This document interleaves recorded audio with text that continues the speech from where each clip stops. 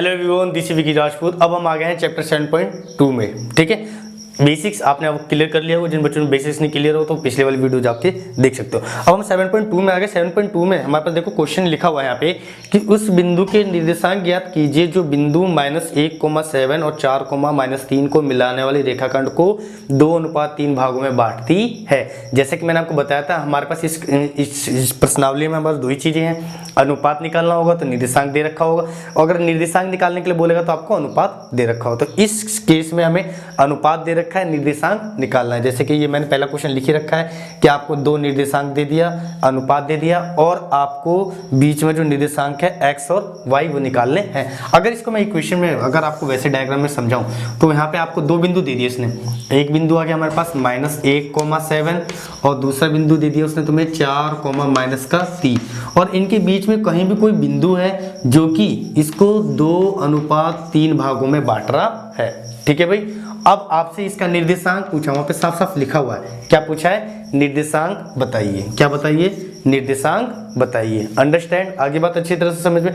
इसी तरह पूरे एक्सरसाइज में हमारे पास क्वेश्चन है, बस थोड़ा बहुत आगे पीछे चेंजेस कर करके आपको बता रखा है कंफ्यूज करने के लिए। मैं आपको एक एक करके सारे क्वेश्चन समझा दूं। मैंने यहाँ पे 1, 4, 6, 8 क्वेश्चन लिख रखा है जो थोड़ा बहुत उनसे अलग है। बाकी सारे क्वेश्चन वैसे ही हैं जैसा मैं आपको समझाते जाऊंगा, आप लोग खुद कर लोगे। अगर मैंने आपको ये एक पहला क्वेश्चन अच्छी तरह से आप लोग समझ गए तो बाकी के क्वेश्चन आप इजीली कर लोगे जो मैंने बीच में छोड़ रखा है। जैसे कि दूसरा, तीसरा छोड़ रखा है, फिर 5वां छोड़ रखा है, फिर 7वां छोड़ रखा है, फिर 9वां और 10वां छोड़ रखा है। बिल्कुल सेम एज इट इज ही है जिस तरह से आप इसको निकालोगे।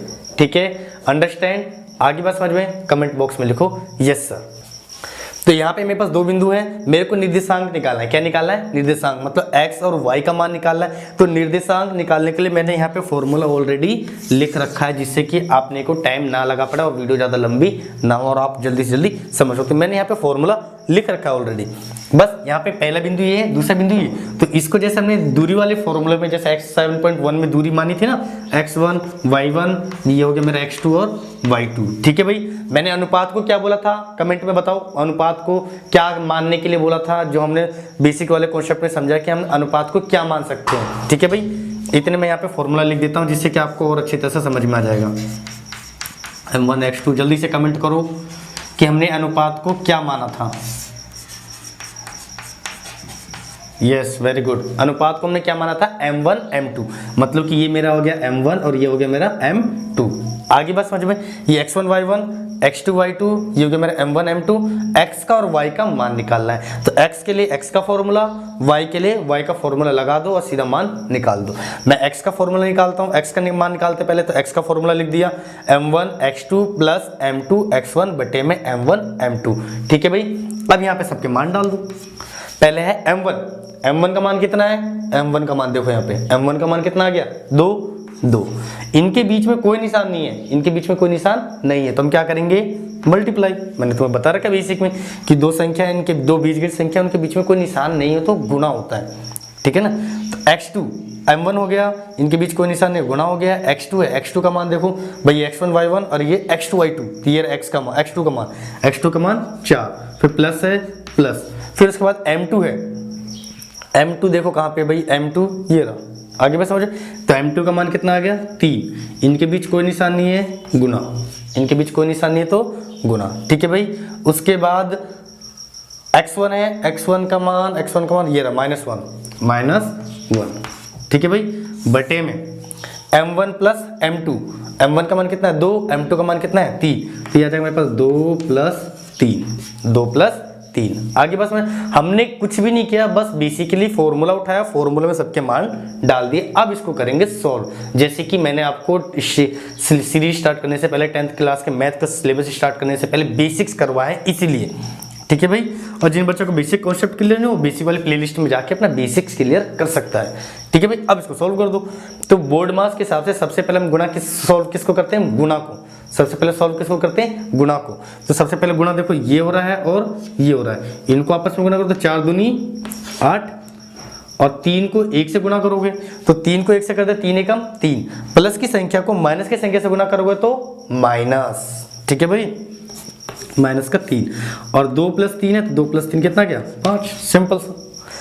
फिर ये 8 में से 8 प्लस का 3 माइनस का निशान अलग अलग है, घट गए, तो 8 में से 3 ये कितना जाएगा 5/5 कट गया बराबर 1। मतलब कि x का मान कितना आ गया 1। हम इसी तरह y का मान निकालेंगे, इसी तरह same as it is y का मान निकालते हैं। ठीक है भाई, तो y का मान निकालने के लिए y का फॉर्मूला लिखेंगे। मैं फॉर्मूला नहीं लिख रहा, फॉर्मूला देखो यहाँ लिखा हुआ है, फॉर्मूला यहाँ पे लिखा हुआ है, मैं फॉर्मूला नहीं लिख रहा हूँ जिससे कि हमारा टाइम बच जाएगा। पहले है m1 है, तो m1 का मान जल्दी से 2। ठीक है भाई, फिर इनके बीच कोई निशान नहीं है, गुना। y2 है, y2 का मान y2 का मान ये रहा, y2 का मान -3। ठीक है भाई, फिर उसके बाद प्लस है, उसके बाद प्लस है, तो ये आएगा मेरे पास प्लस। फिर उसके बाद m2 है, m2 का मान ये रहा 3 मल्टीप्लाई। y1 है, y1 का मान ये रहा 7 बटे में m1 प्लस m1 का मान 2 और m2 का मान 3। आगे बात समझ में अच्छी तरह से, जिन बच्चों को समझ में नहीं है कमेंट बॉक्स में टाइप करो नो सर, फिर उसके बाद हम दोबारा से ट्राई करेंगे। ठीक है भाई, हाँ बहुत से बच्चे नो सर लिखेंगे तो रिकॉर्डेड लेक्चर में कैसे पता चलेगा कि नो सर है। वो फिर नेक्स्ट टाइम में वो कमेंट पढ़ के मैं दोबारा से उसको वीडियो बना के दोबारा से समझा दूंगा। ठीक है, लेकिन इस चीज़ के मत टेंशन लेना कि सर हमने तो नो लिखा लेकिन फिर भी वीडियो तो आगे चली रही है तो कैसे करेंगे। बहुत से लोगों को शैतानी खोपड़े में दिमाग जाता है ना, तो उस चीज़ के लिए टेंशन मत लो, दोबारा से वीडियो बना के दोबारा से समझा देंगे। ठीक है, अब आ जाओ क्वेश्चन पे, वहाँ पे ध्यान फोकस मत करो, यहाँ जाओ। ठीक है भाई, 2 को 3 से मल्टीप्लाई करेंगे भाई, इसको सॉल्व करना है। मैंने मान उठा के डाल दिया, अब हम इसको क्या करेंगे सॉल्व करेंगे। इसको सॉल्व करता हूँ तो देखो यहाँ पर 2 गुणा में 3, 2 को 3 से गुणा कर दिया 6। 2 किसका है प्लस का, 3 किसका है माइनस का। प्लस की संख्या को माइनस की संख्या से गुणा करते तो कितना जाएगा माइनस का, तो मतलब मेरे पास आ गया -6। फिर प्लस है, 3 को 7 से गुणा कर 3 सत्ते 21, 21 के आगे कोई नहीं सही है, प्लस का, ये भी किसका है प्लस का, दोनों संख्या प्लस की है तो निशान भी किसका आएगा प्लस का, तो आएगा मेरे पास प्लस का 21 बटे में 2 + 3 कितना आ गया भाई 5। 21 प्लस का 6 माइनस का, तो 21 में से 6 घट जाएगा, अब निशान अलग अलग तो घटा देंगे, बता रखा है आप लोगों को। तो 21 में से 6 गया कितना आ गया 15 बटे में 5 कट गया, कितना आ गया 3। मतलब कि x का मान 1 आ गया और y का मान कितना आ गया 3। मतलब कि आप सीधे सीधे निर्देशांक लिख सकते हो 1,3, ये आ गया भाई हमारा निर्देशांक, डेट इज द आंसर। आपको अच्छे तरह से समझ में आ गया, नहीं समझ में आया कमेंट में करो, फिर हम उसको दोबारा से समझेंगे। ठीक है, जिन बच्चों को नहीं समझ में आया वीडियो पॉज करो, थोड़ा सा और पीछे आओ, दोबारा से समझो। ठीक है ना, अब हम करते हैं क्वेश्चन नंबर 4, लेकिन मैं क्वेश्चन नंबर 2 और 3 आपको पढ़ के बता देता हूँ जिससे कि आपको अच्छी तरह से समझ में आना चाहिए।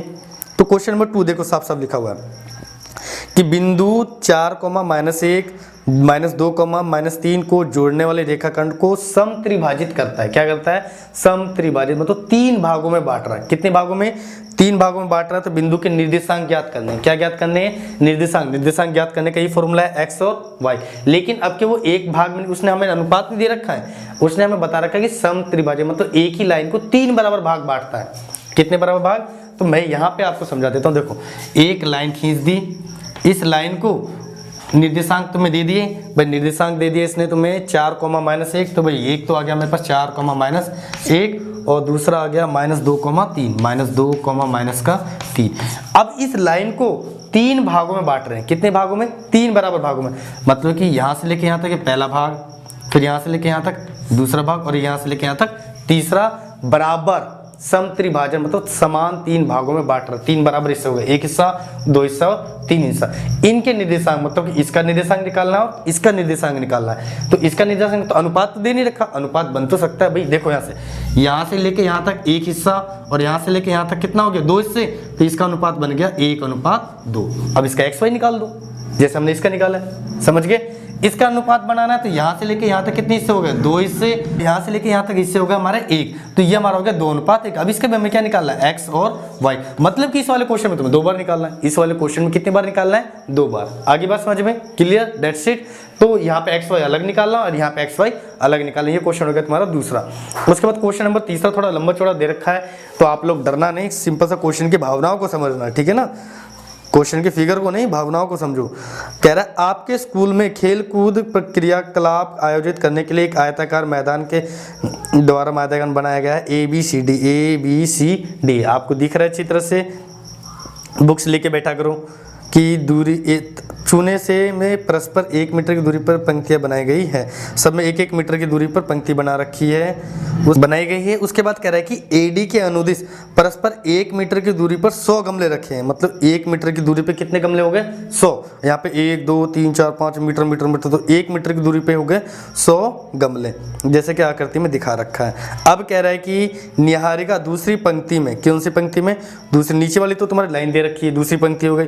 अब वो कह रहा है कि एडी के 1/4 भाग के बराबर दूरी दौड़ती है, मतलब ए और डी के बीच में 100 गमले रखे हुए हैं। कितने गमले रखे हुए हैं 100 गमले रखे हुए हैं। ए और डी के बीच में गमले हैं टोटल 100, उसकी 1/4 भाग के बराबर दूरी दौड़ती है और वहाँ एक हरा झंडा लगा देती है। प्रीत 8वीं पंक्ति में, कौन सी पंक्ति में, 8वीं पंक्ति में 1/5 भाग के बराबर दूरी दौड़ती है और वहाँ एक लाल झंडा गाड़ देती है। दोनों झंडों के बीच की दूरी क्या है, तो बीच की दूरी वाला फॉर्मूला लगाना है। कौन सा बीच की दूरी, जो 7.1 में लगाया था, याद है ना अभी। और कह रहा है कि रश्मि को एक नीला झंडा इन दोनों झंडों के मिलाने वाले रेखाखंड के ठीक आधी दूरी पर, आधी दूरी का मतलब बीच की दूरी पर गाड़ना है, बिल्कुल मध्य बिंदु पे। मतलब कि यहाँ पे देखो, जैसे यहाँ पे सबसे पहले हम पहले इसकी, किसकी, जो सबसे पहले जो लड़की जिसने हरा झंडा गाड़ा था उसकी निर्देशांक निकाल लेते हैं। उसके निर्देशांक निकालने के लिए पंक्ति तो नीचे दे रखी है उसने, 2 3 4 5 6 7 8 9 10, तो x का मान तो आ गया भाई। तो जो दूसरी लड़की है जो दूसरी पंक्ति में दौड़ रही है, तो उसके x का मान कितना आ गया 2। y का मान निकाला, तो y उसने बता रखा है कि a से d तक 100 गमले हैं। कितने गमले हैं 100। और वो कह रहा है कि जो पहली लड़की निहारिका, वो उसके 1/4 हिस्से को पार कर चुकी है, मतलब कि 1/4 हिस्सा, अगर 100 का 1/4 हिस्सा निकालूं तो कट के तो कितना आ गया 25, मतलब 25वें नंबर के गमले के पास है।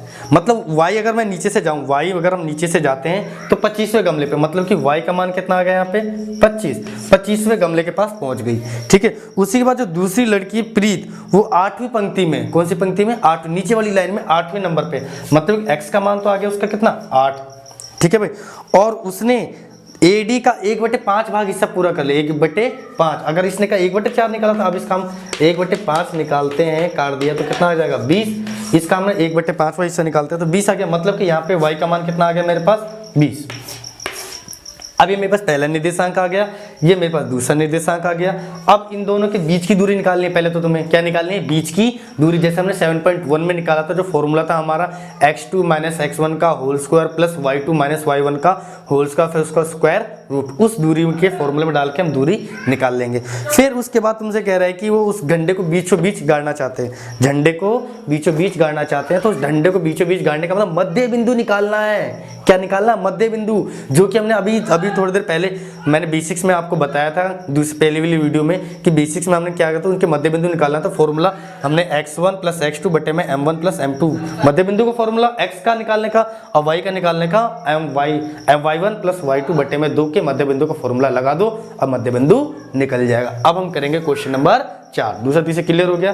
क्वेश्चन नंबर 4 थोड़ा सा डिफरेंस है, इसमें कुछ भी नहीं, इसमें हमें निर्देशांक दे रखा है, अनुपात पूछ लिया है। निर्देशांक दे रखा है और अनुपात पूछ रखा है, तो हम सीधा से सिंपल से निकालेंगे। वही जैसे मैंने आपको बताया था, अभी बेसिक्स में समझाया था ना सीधा से, कि पहले हमें उसको, दो ही चीजें हैं हमारे पास, एक तो अनुपात है और एक है निर्देशांक। अगर अनुपात दे देगा तो निर्देशांक पूछेगा, निर्देशांक दे देगा तो अनुपात आपसे पूछेगा। तो इस वाले क्वेश्चन में हमसे अनुपात नहीं दे रखा है, हमें अनुपात निकालना है, और निर्देशांक दे रखा -1,6। वही सेम वही फंडा है भाई। लाइन खींचा, पहला निर्देशांक है -3,10 और दूसरा निर्देशांक है 6,-8। ठीक है भाई, ये आ गया। और यहाँ पे मान लो कोई भी बिंदु यहाँ पे है, इसका निर्देशांक दे दिया उसने 1, 6, ये निर्देशांक दे दिया, मतलब x का मान भी दे दिया, y का मान भी दे दिया। x का मान भाई ये हमारा x था और ये मेरा y था, निकालते थे ना, x और y निकाला था ना हमने अभी, तो वही x का मान यहाँ पे ऑलरेडी दे दिया -1 और y का मान भी दे दिया ऑलरेडी 6। अब आपसे अनुपात पूछा, तो अनुपात हम क्या करते हैं, लैम्बडा अनुपात 1 मान लेते हैं। क्या मान लेते हैं, लैम्बडा। इसको बोलेंगे क्या, लैम्बडा, मतलब कि y का उल्टा, मतलब x की पत्नी y हो गई उल्टी, तो ये हो गया उल्टी होते ही क्या हो गई, वो लैम्बडा। क्या हो गई, लैम्बडा, लैम्बडा नहीं लैम्बडा। ठीक है, तो इसको हम बोलेंगे लैम्बडा अनुपात 1। आगे बात समझ में क्लियर, कमेंट बॉक्स में लिखो क्लियर। उसके बाद सीधे फॉर्मूले में डाल दो, जो चीज़ जहाँ पे उसको वहीं रखना, बाकी अपने आप मान निकल जाएगा। तो पहले मैं x वाले फॉर्मूले में डाल लेता हूँ। देखो, तो फॉर्मूला मेरे पास x बराबर m1 x2 + m2 x1 बटे में m1 प्लस m2, ये फॉर्मूला हमारे पास।